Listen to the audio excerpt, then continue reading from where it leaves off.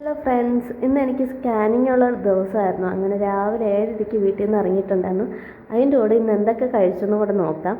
അങ്ങനെ നേരെ ഹോസ്പിറ്റലിലോട്ട് പോയി. ഹോസ്പിറ്റലിൽ എത്താറായത് ഒരു അടിപൊളി മഴ അങ്ങോട്ട് പെയ്തു.